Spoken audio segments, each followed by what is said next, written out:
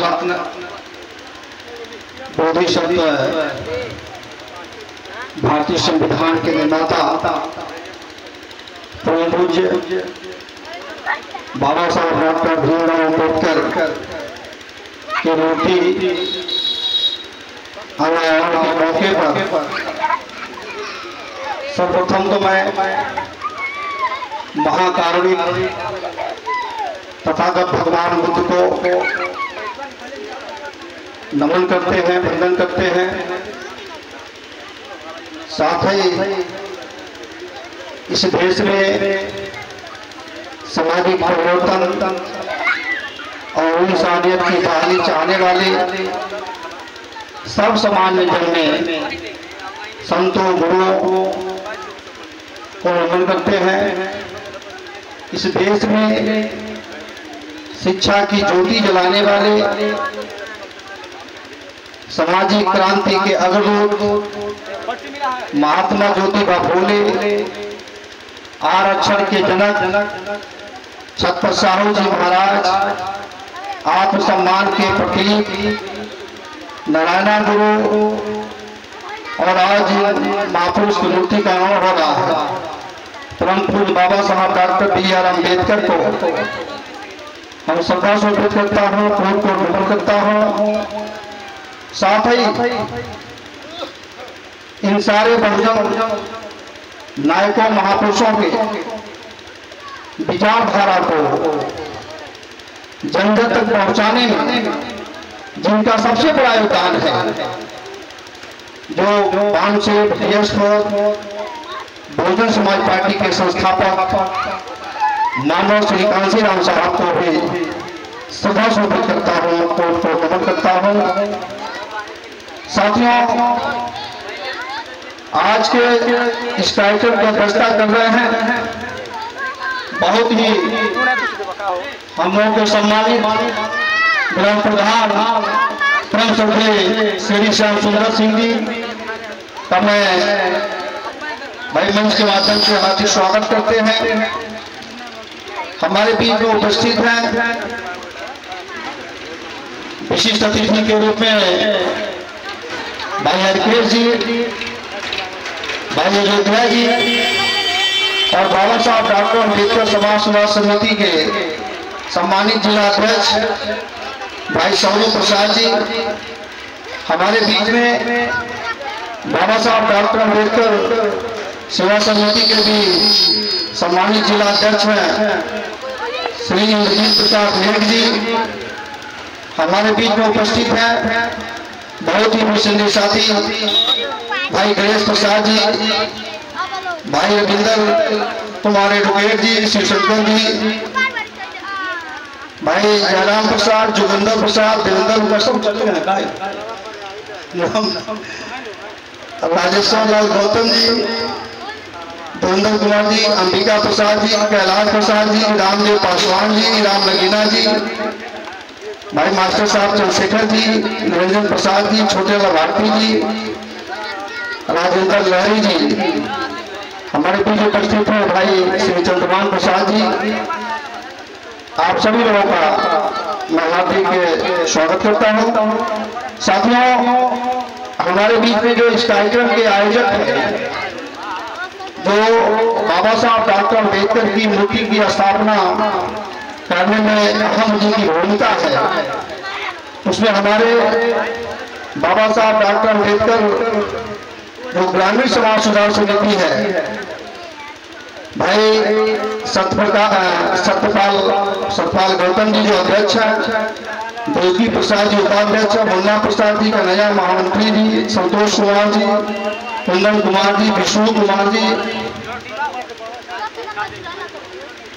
अमित कुमार जी, श्रीमती रीमा देवी जी, विकास कुमार जी, धीरज कुमार जी, अविनाश कुमार जी, रामचंद्र जी, जो इस कार्यक्रम के लोग आयोजक हैं, आप सभी लोगों को बहुत बहुत धन्यवाद, बधाई और बाबा साहब डॉक्टर अम्बेडकर की मूर्ति की स्थापना के अवसर पर शुभकामनाएं आप लोगों को। हमारे इस कार्यक्रम के संचालन कर रहे हैं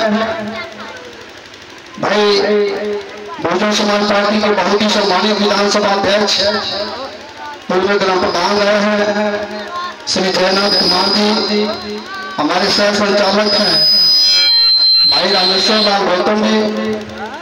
इसके अलावा भी यहाँ उपासक उपासिकाएं या बाबा साहब डॉक्टर अम्बेडकर जी जो उपस्थित हैं, आप सभी लोगों का आज के इस कार्यक्रम के मौके पर मैं हार्दिक स्वागत अभिनंदन वंदन करता हूं। साथियों, चूंकि ये कार्यक्रम लंबे समय चल रहा है, माननीय श्रद्धेय भंते श्री प्रकाश जी के कार्यक्रमों द्वारा आज मूर्ति का अनुभव हुआ है। हमने देखा बहुत गर्मी थी, उसके बाद भी भंते जी घंटों बोले और अपने भाषा में कुछ छोड़े नहीं है। सारी बात उन्होंने कहा है, चाहे वो सामाजिक क्षेत्र का हो, चाहे धार्मिक क्षेत्र का हो, चाहे राजनीतिक क्षेत्र का, सभी बिंदुओं को उन्होंने बोला। तो साथियों, उसके बाद भी हमारे तमाम विद्वान वक्ता जो लगभग 2-2.5 घंटे से अपनी बात बता रहे हैं और बहुत अच्छी अच्छी बात आप लोगों ने बताया है। बाबा साहब डॉक्टर अम्बेडकर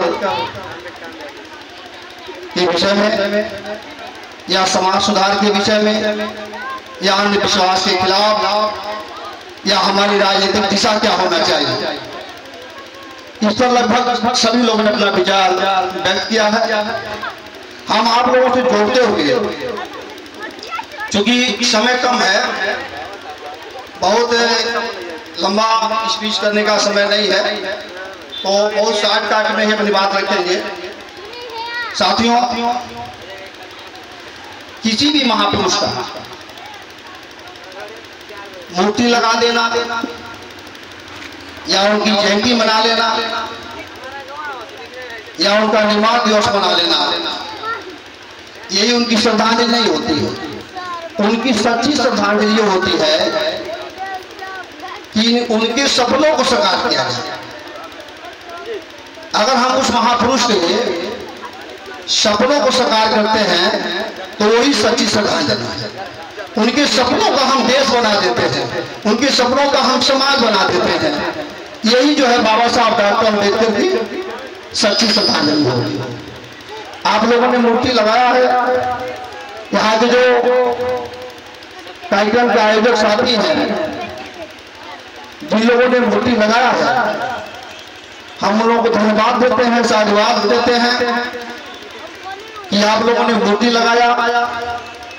मूर्ति लगाने से, फोटो लगाने से समाज को प्रेरणा मिलता है, संदेश मिलता है कि आखिर इनका फोटो लगाया गया, घर में इनकी मूर्तियां लगाई गई है, तो छोटे छोटे जो बच्चे होते हैं वो भी मूर्तियों को देख करके अपने अभिभावकों से पूछते हैं कि किनकी मूर्ति है, आखिर इनकी मूर्ति क्यों लगाई गई है, इनका समाज में क्या योगदान है। तो इसी मूर्ति के बहाने जो है हम अपने आने वाले बच्चों को, अपने पीढ़ी को भी अपने महापुरुषों के आदर्शों को, उनके जीवन संघर्षों को बताते हैं। इसलिए हम मूर्ति लगाना भी अनिवार्य समझते हैं। जबकि हमारे जो भी बहुजन नायक रहे हैं उसमें मूर्ति पूजा की व्यवस्था नहीं है, वो मूर्ति पूजा मानते ही नहीं थे। और उसके बाद भी पूरे देश में हम उन्हीं महापुरुषों की मूर्ति भी लगाने लगा। क्यों लगा रहे भाई? जबकि अन्य धर्मों में, अन्य जगहों में जो मूर्ति लगाने का उनका उद्देश्य है, वो उद्देश्य हमारा नहीं है। जैसे अन्य धर्मों में जो मूर्तियां लगी हैं, जो भी देवी देवता भगवान की मूर्तियां लगी हैं, तो उसे हम लोग मनौती मानते हैं और उससे कुछ पाने की उम्मीद करते हैं। मूर्ति लगा करके, मंदिर बना करके पूजा करते हैं और उसे वो मनौती मानते हैं और उससे पाने की ये उम्मीद करते हैं, कामना करते हैं कि हमको मिलेगा। लेकिन जो बहुजन नायक है, बहुजन महापुरुष है, इनके मूर्तियां लगाने का वो उद्देश्य नहीं है। बाबा साहब डॉक्टर अम्बेडकर की मूर्ति हो क्या भगवान बुद्ध की मूर्ति हो, वो हमें धन दौलत का वो नहीं देंगे। भगवान बुद्ध को बाबा साहब डॉक्टर अम्बेडकर को देना है वो हमको दे चुके हैं। जो उनको देना है वो हमको दे चुके हैं।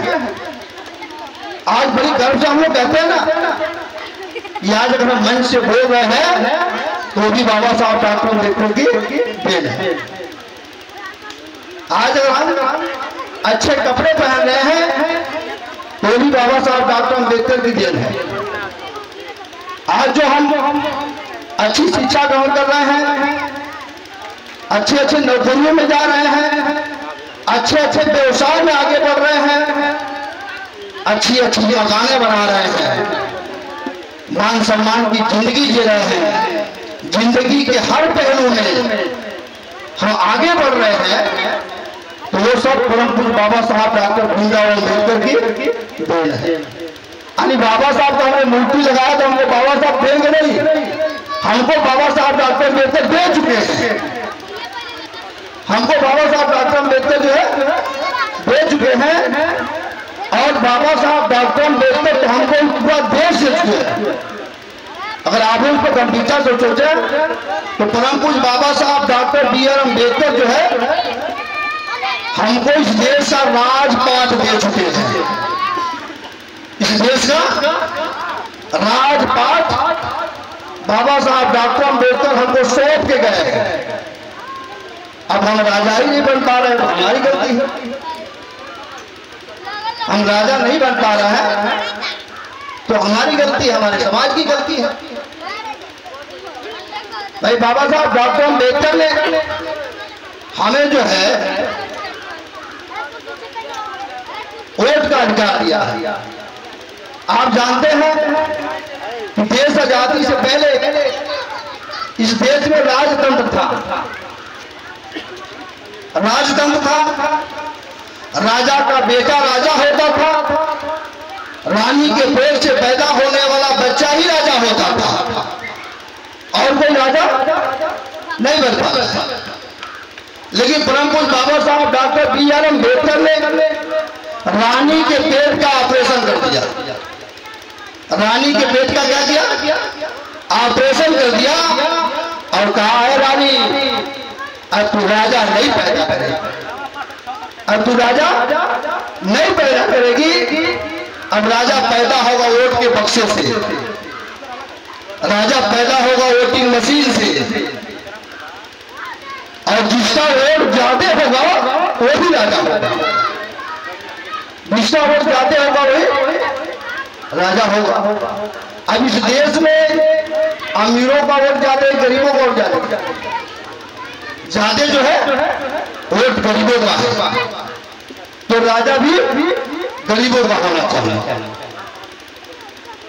लेकिन ऐसा नहीं हो पाया, इसलिए हमारे अंदर जो राजनीतिक जागरूकता आनी चाहिए और नहीं है। अभी पूरी जागरूकता आ भी नहीं पाई, तब तक जो है बाबा साहब डॉक्टर अम्बेडकर अभी हमारे लोग भाषण दे रहे थे कि भाई शिक्षा शेरनी का दूध है, जो उसको पिएगा वो शेर जैसे दहाड़ेगा। साथियों, शिक्षा शेरनी का दूध है, ये परम पूज्य बाबा साहब डॉक्टर अम्बेडकर ने ही कहा। लेकिन परम पूज्य बाबा साहब डॉक्टर अम्बेडकर ने इस बात को कहा था कि हमको पढ़े लिखे लोगों ने धोखा दिया। ये भी बाबा साहब ने कहा था कि हमको पढ़े लिखे लोगों ने ही धोखा दिया है। इसका मतलब समझ रहे हो? आने हमारे पढ़े लिखे लोग भी सही दिशा में नहीं जा रहे थे, हमारे पढ़े लिखे लोग भी सही दिशा में नहीं जा रहे थे, जिससे बाबा साहब डॉक्टर अम्बेडकर दुखी थे और उन्होंने कहा हमको पढ़े लिखे लोगों ने ही धोखा दिया। लेकिन मैं इस बात को पहले से कह सकता हूं कि मानव श्री कांशीराम साहब जब बाबा साहब डॉक्टर अम्बेडकर के पूरे जीवन संघर्ष को अध्ययन करने के बाद इस बात पर पहुंचा उन्होंने कि बाबा साहब ने तो कहा है कि पढ़े लिखे लोगों ने धोखा दिया, तो आखिर बाबा साहब डॉक्टर अम्बेडकर ऐसा क्यों कहा? इस पर बहुत चिंतन किया काशीराम साहब ने। काशीराम साहब ने चिंतन किया कि भाई बाबा साहब डॉक्टर अम्बेडकर के विचारों का भारत हम कैसे बना सकते हैं, उनके सपनों का भारत कैसे बना सकते हैं। तो साथियों, उन्होंने पाया ये जो आंदोलन है बाबा साहब डॉक्टर अम्बेडकर का, ये 2-4 दिन का आंदोलन नहीं है, ये निरंतर 108 वर्ष चला है। और 108 वर्ष चलने के बाद ये परिवर्तन की लड़ाई जो एक कारवां है रुक गया है। उन्होंने देखा कि महात्मा ज्योतिबा फूले ने इस आंदोलन को चलाया, तो महात्मा ज्योतिबा फूले जब इस आंदोलन को चला रहे थे, इस देश में अंग्रेजी हुकूमत थी और ज्योतिबा फूले भी घर से मजबूत थे। उन्होंने देखा कि महाराजा छत्रपति शिवाजी महाराज ने इस आंदोलन को आगे बढ़ाया, चलाया, तो खुद राजा थे। उन्होंने देखा कि बाबा साहब डॉक्टर अम्बेडकर ने इस कारवां को, आंदोलन को आगे बढ़ाया, अंग्रेजी हुकूमत थी, बाबा साहब डॉक्टर अम्बेडकर दुनिया के सबसे बड़े विद्वान थे। आखिर इस कारवां को आगे बढ़ाने के लिए अब हमें क्या करना है? अब तो अंग्रेजी हुकूमत भी नहीं है और हमारे बीच में कोई राजा रजवाड़ा भी नहीं है, तो हम इस आंदोलन, इस कारवां को आगे बढ़ा सके। तो मानव काशीराम साहब ने देखा कि भाई जो बाबा साहब ने कहा है कि पढ़े लिखे लोगों ने धोखा दिया है, इन पढ़े लिखे लोगों के पास बहुत कुछ है, ये चूंकि पढ़े लिखे फिर नौकरी पा गए और इनके पास टाइम भी है, यानी पढ़े लिखे तो माइंड है और नौकरी पा जाए तो मनी भी है, और ये इनका समय है, ये पढ़ाने का है, टाइम टेबल है, 6 घंटा 6 घंटे बाद का टाइम भी है। तो हमें इन पढ़े लिखे लोगों का बाबा साहब डॉक्टर अम्बेडकर के मिशन को आगे बढ़ाने में सहयोग लेना चाहिए। पढ़े लिखे लोगों का जिसके पास माइंड, मनी और टाइम है, इन लोगों से मिलना चाहिए, इनको कहना चाहिए कि भाई आप बाबा साहब डॉक्टर अम्बेडकर के कारवां को आगे बढ़ाने में सहयोग करें, बाबा साहब डॉक्टर अम्बेडकर के सपनों को साकार करने में सहयोग करो, बाबा साहब डॉक्टर अम्बेडकर के सपनों का भारत बनाने में सहयोग करो। तो साथियों, ये जो सिलसिला महानवर काशीराम साहब 1971 से शुरू कर दिया और उसका जो 6 दिसंबर 1978 को उसका नाम दिया बांध से, तो सही माने में साथियों अगर बाबा साहब डॉक्टर अम्बेडकर को जन जन तक पहुंचाया गया तो ये बांध से उसका बहुत बड़ा होता है और बांध से पढ़े लिखे लोगों का संगठन, यानी बाबा साहब डॉक्टर अम्बेडकर का कारवां बढ़ा तो उसमें पढ़े लिखे लोगों का बड़ा योगदान है। लेकिन काशीराम साहब के मार्गदर्शन में, काशीराम साहब के आने के बाद और साथियों वैसे हमारे लोग अपने आप को हीन भावना से देखते हैं कि हम तो पढ़े लिखे नहीं है, हम गरीब हैं, तो भाई हम कैसे मिशन चला सकते, हम कैसे आंदोलन चला सकते। कभी अपने को हीन भावना से नहीं देखना चाहिए। आपको ये भी एक इतिहास बना है कि कांशीराम को मानवर कांशीराम बनाने वाले बहुत कम पढ़ा लिखा है, दीना भाड़ा नाम का, जो वाल्मीकि समाज के थे और कम पढ़े लिखे आदमी। जब कांशीराम साहब बाबा साहब डॉक्टर अम्बेडकर को नहीं जानते तो कौन आदमी कांशीराम साहब को एहसास कराया कि कांशीराम जी अगर बाबा साहब डॉक्टर अम्बेडकर नहीं होते तो आज आप नहीं। उन कौन आदमी को समझा रहा है जो पढ़ा लिखा नहीं है, जो पढ़ा लिखा नहीं है वो पढ़े लिखे आदमी को समझा रहा है कि अगर बाबा साहब डॉक्टर अम्बेडकर नहीं होते तो कांशीराम जी आप इतने बड़े अधिकारी नहीं होते। इस चीज का एहसास कौन करा रहा है? कम पढ़ा लिखा आदमी, बिना पढ़ा लिखा। किसी ने कभी भी अपने आप को हीन भावना से नहीं देखा कि हम पढ़े लिखे नहीं है तो कुछ नहीं कर सकते। भाई कभी भी कोई भी क्रांति हुई है तो झोपड़ी से ही हुई। कभी क्रांति कोई हवेली से थोड़ी होती है, कभी कोई क्रांति हवेली से नहीं होती, झोपड़ी से शुरू होती है और बड़ों से बड़ा परिवर्तन होता है। साथियों, जैसा कि आज हमारे बीच में कई संगठन काम कर रहे हैं। अभी हमारे एक साथी ने कोई भाषण दिया है, जब हम याद दे रहा है, कहा है कि जितनी जाति नहीं है उससे ज्यादा संगठन है। तो बाबा साहब डॉक्टर अम्बेडकर ने संगठित रहो, संगठित बनो, संगठन बनाने के लिए नहीं कहा। उनका कहा था शिक्षित बनो, संगठित बनो, संघर्ष करो। हमें शिक्षित बनने के लिए, हमें संगठित रहने के लिए कहा था, संगठित बनने के लिए कहा था, संगठन बनाने के लिए तो नहीं कहा। हम लोग क्या कर रहे हैं? संगठन पे संगठन बनाते जा रहे हैं, जिसका खामियाजा कि आज 75 साल हो गया और हम कामयाब नहीं हो पाए। देखो यार की नई समस्या नहीं है, ये बाबा साहब डॉक्टर अम्बेडकर के बाद से ही चलने लगा। ये बाबा साहब डॉक्टर अम्बेडकर के बाद से ही चलने लगा और कोई संगठन कामयाब नहीं हो पाया। इसलिए कि हम जो है संगठित बनने के बजाय हम संगठन बनाने लगे, अलग अलग नामों से, अलग अलग नामों से संगठन बना करके हम समाज को बांटने लगे। और समाज के बंटने की देर है कि आज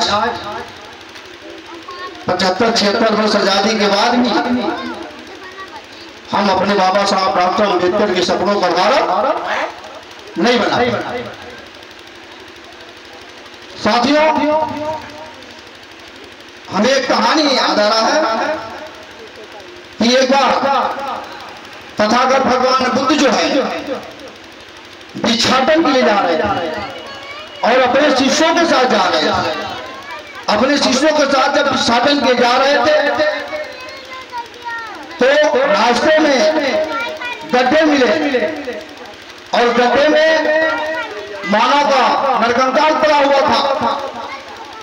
तो शिष्यों ने पूछा कि भगवान ये गड्ढे में नरकंकाल कैसा है? तो भगवान बुद्ध जवाब नहीं देते हैं, आगे बढ़ते हैं। फिर गड्ढा मिलता है, उसमें भी मानव का नरकंकाल है। वहां भी लोग पूछते हैं, भगवान को जवाब नहीं देते हैं, आगे बढ़ते हैं।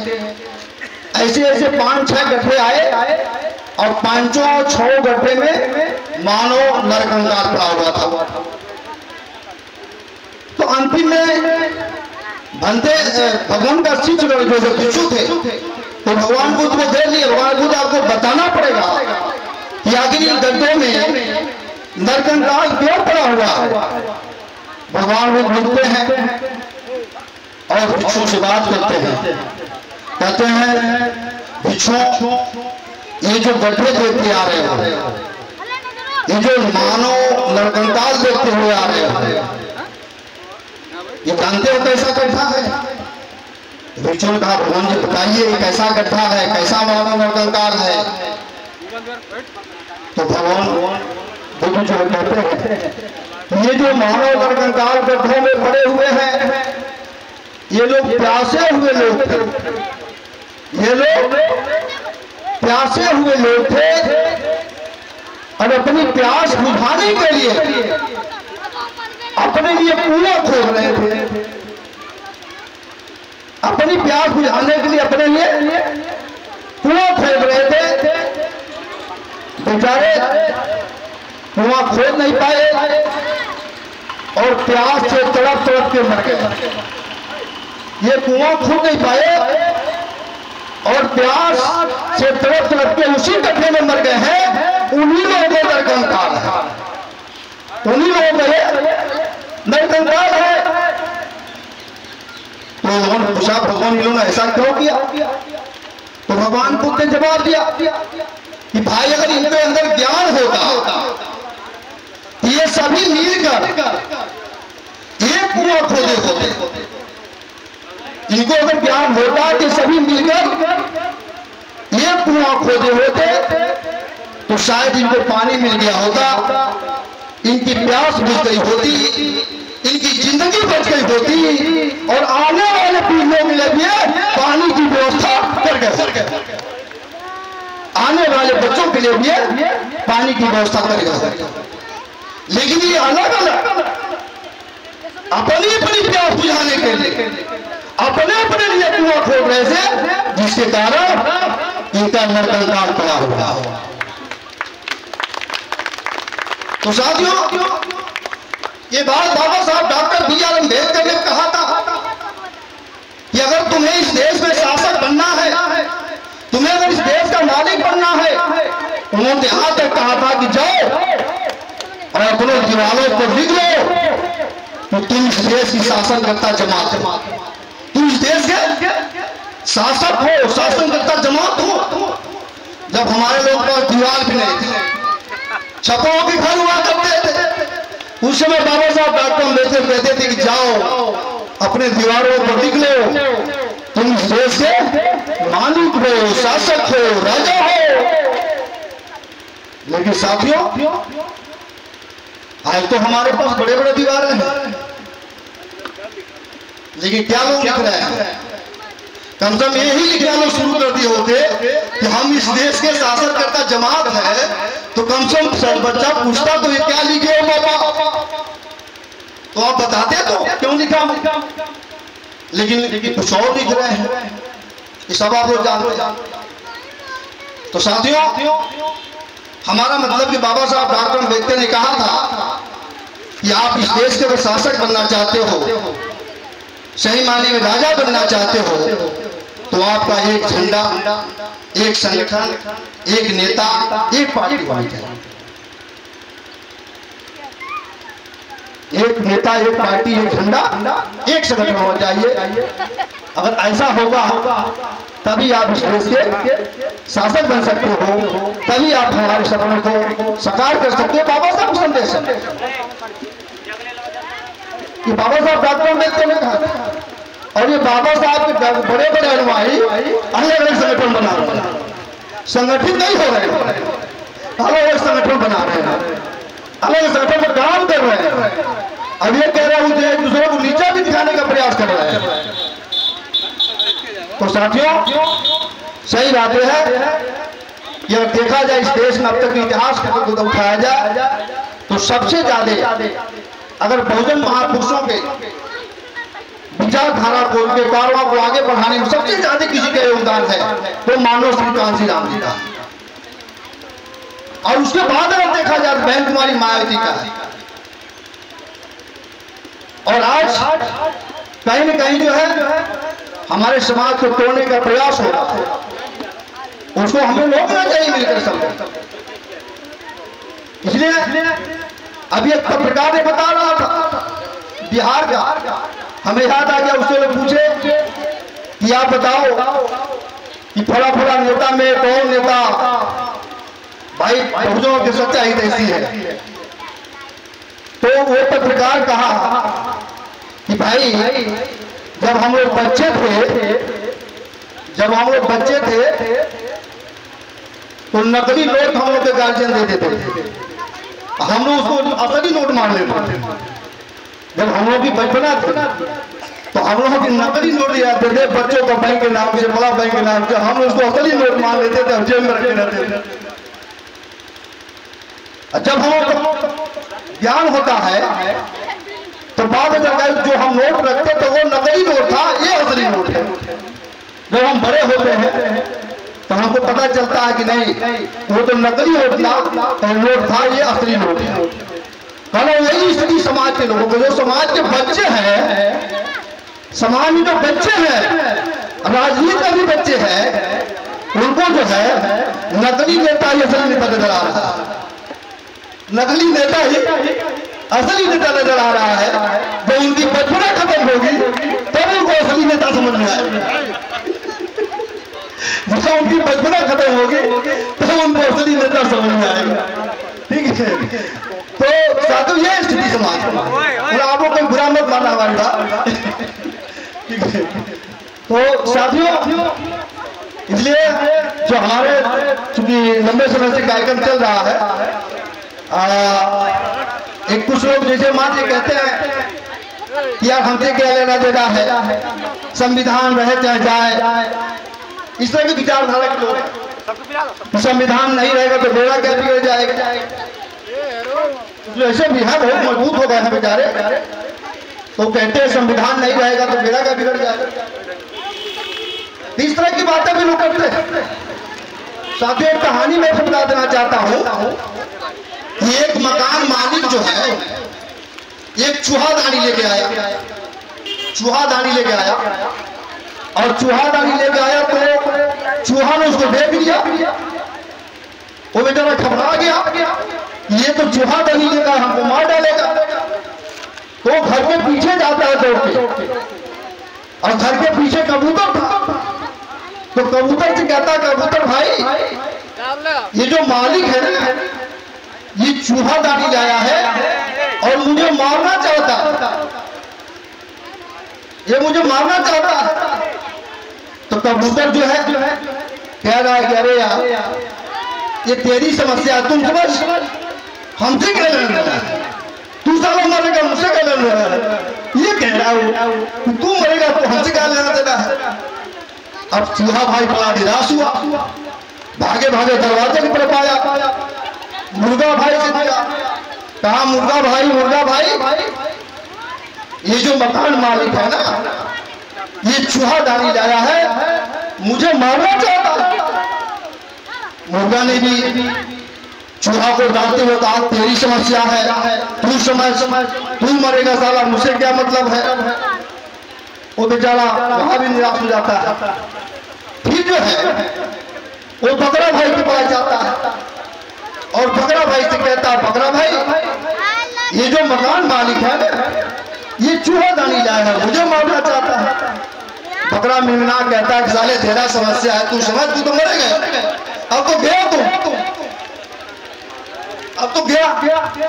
अब चूहा भाई निराश हो गया, अब चूहा निराश होकर भाग जाता है। चूहादानी लगाई जाती है और चूहादानी में जो है रात को सांप प्रवेश कर देता है। चूहादानी में सांप प्रवेश करता है और चूहादानी के जो गिर जाता है, मुख बंद हो जाता है, उसकी पोछ बाहर रह जाती है। अब मकान मालकिन जो है समझी कि तो चूहा मारा गया, पकड़ा गया, तो चूहा निकालने के लिए चूहादानी में से उसकी पोछ पकड़ के खींचने लगी। चूंकि वो सांप था तो मकान मालकिन को काट लिया, मकान मालकिन को काट लिया और मकान मालकिन बेहोश हो गई। अब हल्ला हुआ भाई, तो मकान मालकिन को चूहा काट लिया, सांप काट लिया। तो सांप को झाड़ फूक करने वाले बैल लोग आए झाड़ फूक करने। तो झाड़ फूक जब किए तो झाड़ फूक करने के बाद उन्होंने कहा कि देखो भाई ये आपकी जो मालकिन है ठीक हो जाएगी, लेकिन उसको जो है कबूतर का सूप पिलाना पड़ेगा। भाई मालकिन ठीक हो जाएगी लेकिन इसको क्या करना पड़ेगा, कबूतर का सूप पिलाना पड़ेगा। अब मकान मालिक आओ देखा तो कबूतर भाई बुला काट दिया। और काट के सूट की व्यवस्था किया। क्योंकि सांप काटा था तो उसमें सगे संबंधी में उसी भी आ गए थे, तो सोचा भाई मेहमानों की खातिरदारी भी करना चाहिए। पत्नी तुम्हारी ठीक हो गई तो मुर्गा भाई को ले आकर काट दिया। उसके बाद चूंकि सांप काट दिया था तो वो मन्नत मान दिया कि हे काली माई, अगर हमारी पत्नी ठीक हो जाएगी तो आपको भवरा चढ़ाऊंगा। तो ये क्या होता है, कबूतर भी मारा जाता है, मुर्गा भी मारा जाता है, अंतिम जो है बकरा भी मारा। और चूहा भाई तो भाग चला था। चूहा भाई जो है भाग चला था। सेम वही स्थिति समाज में होने जा रही है। अगर संविधान खत्म हो गया तो जो ये ओबीसी के लोग ये कह रहे हैं भाई हमें क्या लेना देना है, संविधान खत्म होगा, तू दम जो तेरा काम दम देगा। तो साथियों यही होगा उनके साथ। जो समाज पहले से तैयार है हर परिस्थितियों से लड़ने के लिए, उसका नुकसान नहीं होगा। नुकसान तो उसका हो जाएगा जो ये सोच रहा है कि भाई इनकी समस्या है, ये समझे, ये मारे जाएंगे, हम तो बच जाएंगे। तो जो कह रहा हम बच जाएंगे ना साथियों, वही मारे। मुझे कह रहा है कि हम बच जाएंगे, वही मारा जाएगा। पिछड़ों की स्थिति क्या, एक मेढक पर एक मेढक, एक मेढक पर एक मेढक। ऊपर वाला जो है वो कह रहा है टर्रम, जो ऊपर चढ़ा हुआ है वो कह रहा है टर्रम। तो बीच वाले क्या कर रहा है, खुशी न गम। हमें तो खुशी है न गम है, बैकोड़ों के यही हाल है। ये कह रहा है कि भाई खुशी न गम। नीचे वाला कह रहा है अरे भाई मर गया। तो जो नीचे वाला छपटा रहा और ये बीच वाला कह रहा है खुशी न गम, और ऊपर वाला तो मस्ती में है भाई। तो जिसको खुशी न गम है, आने वाला दिन उन्हीं के लिए दिक्कत होगी। अभी बेचारे कहते क्या है, कहते हैं भैया किसी पिछड़ी जाति को मिलो तो कहता है कि हमारी बहुत पकड़ है, हमारी बहुत ये बात। इस पर साथियों में बताना चाहता हूं, एक आदमी जो है गधे का पोंछ पकड़ लिया, गधे के पोंछ पकड़ लिया, गधा बेचा लड़तम लात मारता जा रहा है। पोंछ पकड़ लिया गधे का, गधा इसको लातों से मार रहा है, इतना मार रहा है कि सारी पतीली इसकी बाहर हो जाती। तो ये पूछने वाले ये कितना बड़ा गलत कर रहे हो, आप पूरी पतीली बाहर। तो जानते क्या कर रहे हैं आप, हमारी पतीसी बाहर हो देख रहे हो, ये नहीं देख रहे कितनी मजबूत हमारी पकड़ है। नहीं ये हमारी पतीसी बाहर हो देख रहे हो, आप ये नहीं कह रहे हमारी कितनी मजबूत पकड़। सेम वही बैकवर्ड समाज का है, आए दिन मारा जा रहा है, उसके हक अधिकार छीने जा रहे हैं, उसके आरक्षण खत्म किए जा रहे हैं, उसकी कोई भागीदारी नहीं है, उसकी भतीजी बाहर आ गई और क्या रहा हमारी मजबूर पकड़, हमारी मजबूर पकड़ है। ये इसलिए साथियों क्योंकि लंबे समय से इस कार्यक्रम चल रहा है, समय का अभाव है, क्योंकि हम लोग जो है समाज में प्रशिक्षण देने काम करते हैं। तो जो प्रशिक्षक होता है वो लंबा बोल सकता है, क्योंकि उसको 2 घंटा भी बुलाया जाए तो 2 घंटा भी उसके कम।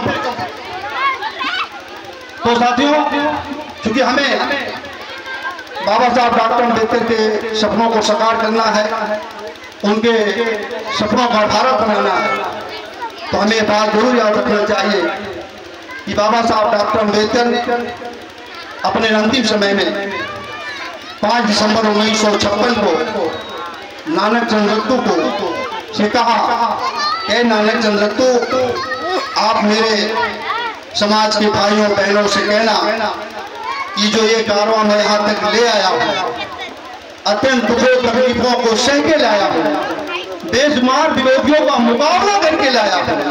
अगर आप इसको आगे ना बढ़ा सकना तो किसी भी कीमत पर पीछे मत जाना। ये बाबा साहब डॉक्टर अम्बेडकर का अंतिम संदेश था। इस संदेश को हम मनन करते हुए, इस संदेश को अपने जहन में डालते हुए हम बाबा साहब डॉक्टर अम्बेडकर के कारवां को आगे बढ़ाने का हम तन मन धन से अपना योगदान करके बाबा साहब डॉक्टर अम्बेडकर के सपनों का भारत बनाएंगे। साथियों, साथ ही चूंकि इस कार्यक्रम को हमारे मुख्य अतिथि थे श्रीमती रंजना पासवान जी, जो हमारे ब्लॉक के सम्मानित प्रमुख है और इस कार्यक्रम के मुख्य अतिथि थी।